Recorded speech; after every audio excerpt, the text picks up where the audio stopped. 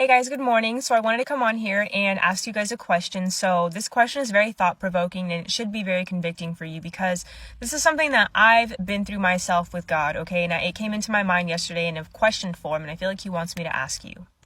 So the question is, why can we wrap our heads around the fact that we can isolate family and friends for a season in order to hustle and grind and be in a different environment and work on our dreams?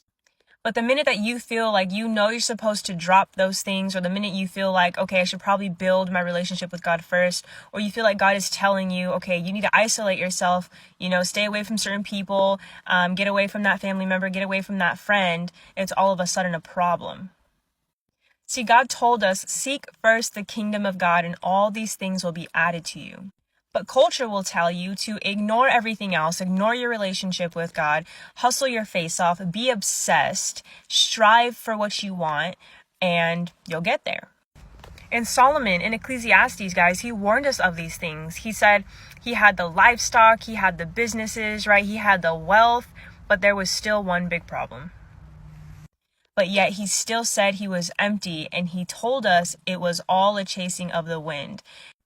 Reason being is because he's trying to let us know that everything is pointless without a relationship with God. So be okay with the moments that God is telling you and you know that he's trying to tell you that you need to stop certain things or you need to start building a relationship with him first, because God does not want you to work prematurely. He also doesn't want you to be premature in your work.